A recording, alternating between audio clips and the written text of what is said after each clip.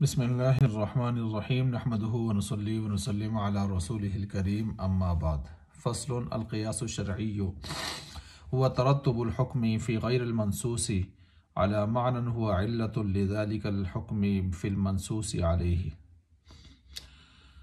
اصول شاشی سبق نمبر 93، اور یہاں سے مصنف رحمۃ اللہ علیہ اس عبارت سے جو میں نے آپ کے سامنے پڑھی ہے، صفحہ نمبر 168 کتاب کا، اس میں مصنف رحمۃ اللہ علیہ جو ہے قیاس شرعی کی چونکہ پہلے ایک تعریف کی تھی، اور یہاں قیاس شرعی کی ایک دوسری تعریف فرما رہے ہیں، اور ساتھ اس کا رکن ہونا بیان فرما رہے ہیں، یعنی اس کا رکن جو ہے وہ اس کو بیان فرما رہے ہیں۔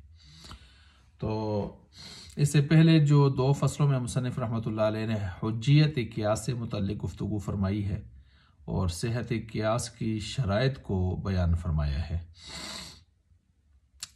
اور چونکہ مصنف رحمۃ اللہ علیہ کے نزدیک حجیت قیاس اور صحت قیاس کی جو شرائط تھیں اہم، ان کو پہلے ذکر کر لیا ہے، تو اب مصنف رحمۃ اللہ علیہ اس بحث کو یعنی قیاس کی تعریف پر جو ہے اس کو قیاس کی تعریف کو یہاں پر لا رہے ہیں۔ چنانچہ فرماتے ہیں کہ القیاس الشرعی ہوا ترتب الحکم فی غیر المنصوص علیہ۔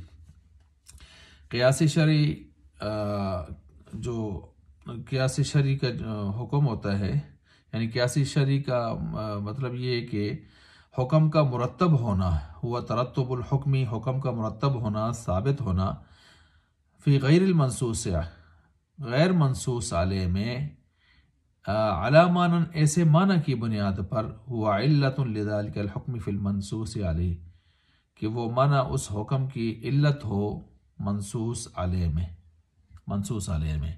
یہ تعریف یہاں پر بھی کی ہے، پیچھے ایک تعریف اور بھی کر کے آئے نا قیاس شرعی کی، اور وہ تھی تعدیت الحکم من الاصل الى الفرع لعلت متحدۃ بینہما، کہ حکم کو چلانا اصل سے فرع کی طرف ایک ایسی علت کی وجہ سے جو متحد ہوتی ہے اس منصوص علیہ اور منصوص کے درمیان، جو مشترک ہوتی ہے جہاں، وہ پہلی تعریف تھی۔ اب یہ دوسری تعریف آ گئی ہے کہ قیاس شرعی اس کو کہتے ہیں کہ منصوص علیہ میں جو معنی حکم کی علت بنا ہوا ہے، منصوص علیہ میں جو معنی حکم کی علت بنا ہوا ہے، اسی معنی کی وجہ سے غیر منصوص علیہ میں حکم کو ثابت کرنا یا حکم کا ثابت ہو جانا۔ مثال کے طور پر یہ تعریف اس طرح اس کو ہم فٹ کریں گے کہ منصوص علیہ میں جو حکم معنی کی معنی جو ہے حکم کی علت بنا ہوا ہے، منصوص علیہ مثلا لے لیں شراب پر نص آئی ہوئی ہے،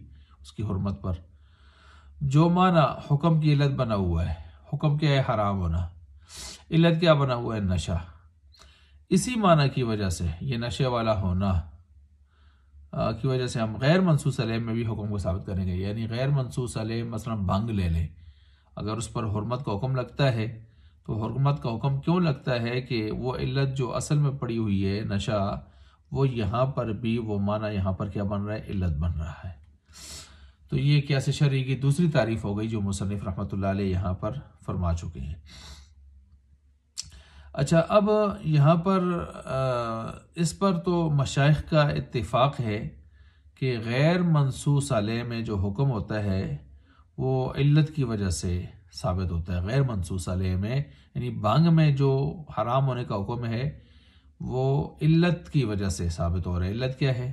نشہ، اس کی وجہ سے وہ حکم ثابت ہو رہا ہے۔ حکم کیا ہے؟ حرام ہونا، بھنگ کا حرام ہونا۔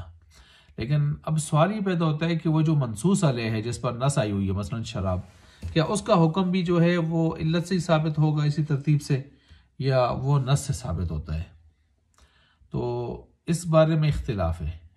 ایک قول اس میں ہے مشائخ عراق کا، اور دوسرا قول جو ہے وہ مشائخ سمرقند اور امام شافعی رحمۃ اللہ علیہ وغیرہ حضرات کا ہے۔ مشائخ عراق جو ہیں وہ کہتے ہیں منصوص علیہ کا جو حکم ہوتا ہے وہ عین نص کی وجہ سے ثابت ہوتا ہے، علت کی وجہ سے نہیں ہوتا۔ اس میں علت لانے کی ضرورت ہی کیا ہے؟ کہتے ہیں وہ نص آئی ہے تو بس نص آ جائے تو نص ہی اصل میں اسی کی وجہ سے ہی حکم کیا ہو جاتا ہے؟ ثابت ہو جاتا ہے۔ باقی جو علت ہوتی ہے وہ صرف تعدیہ کے لیے ہوتی ہے۔ تعدیہ کا مطلب یہ ہے کہ اگر آپ اس منصوص علیہ کو اصل بنا کے غیر منصوص علیہ یعنی فرع کی طرف حکم لے کے جانا چاہتے ہیں، متعدی کرنا چاہتے ہیں، تو آپ کو وہ بطور علت کے وہاں کام آئے گی یہ چیز، ورنہ خود منصوص علیہ میں جس پر نص آئی ہوئی ہے اس میں علت ڈھونڈنے کی، دیکھنے کی یا اعتبار کرنے کی ضرورت نہیں ہے، خود نص ہی اس کے حکم کو ثابت کر رہی ہوتی ہے۔ اچھا جی، یہ تو مشائخ عراق ہیں، مشائخ سمرقند اور امام شافعی رحمۃ اللہ علیہ، اور اسی کو اصول الشاشی والے نے بھی لیا ہے، اصول الشاشی والے کا بھی یہی مذہب ہے، وہ یہ ہے کہ منصوص علیہ میں حکم علت کی وجہ سے ہی ثابت ہوتا ہے، جس طرح کہ غیر منصوص علیہ میں ہوتا ہے۔ تو غیر منصوص علیہ میں یعنی مقیس میں جب حکم کو آپ ثابت کرتے ہیں فرع میں، وہ تو بالاتفاق ہے، تو کہتے ہیں اصل جو مقیس علیہ ہے اس کے اوپر بھی، اس میں بھی جو حکم ثابت ہو رہا ہے وہ بھی اصل میں علت سے ہی ثابت ہو رہا ہے۔ تو یہ وہ باقی نص کا پھر کیا فنکشن ہوگا؟ تو کہتے ہیں نص جو ہے وہ صرف حکم کی پہچان کے لیے در آتی ہے، حکم کی پہچان کے لیے۔ تو گویا ان حضرات کے نزدیک اصل ہو کہ فرع ہو، منصوص علیہ ہو کہ وہ غیر منصوص علیہ ہو، دونوں میں حکم گویا علت متحدہ مشترکہ علت جامعہ سے ہی کیا ہوتا ہے، ثابت ہوتا ہے۔ ٹھیک ہو گیا؟ اور میں نے عرض کیا نا، اصول الشاشی والے نے بھی اسی بات کو لیا ہوا ہے، آپ ذرا اس پر غور کریں نا، تو انہوں نے بھی اسی حکم، اسی ترتیب سے انہوں نے اس کو لیا ہوا ہے۔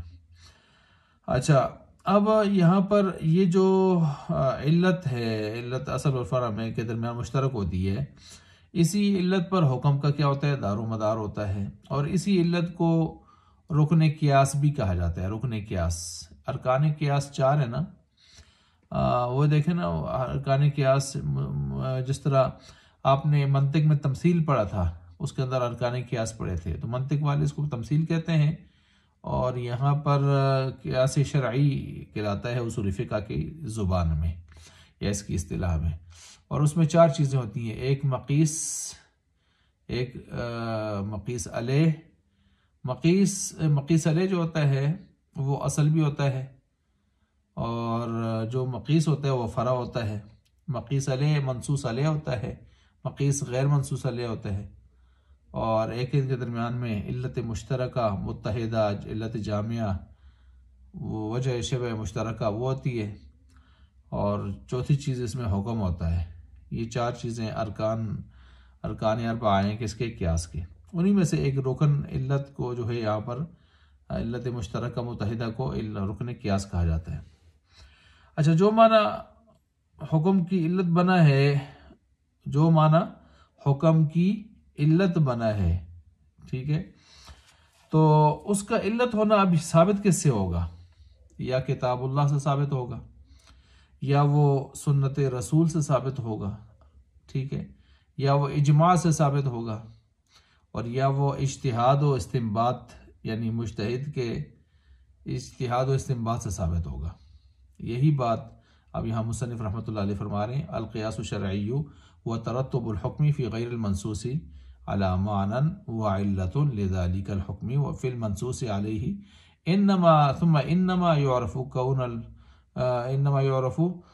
المعنی علۃ بالکتاب وبالسنہ وبالاجماع وبالاجتہاد وبالاستنباط۔ تو اسی بات کو مصنف رحمۃ اللہ علیہ نے یہاں پر یوں بیان فرما دیا ہے۔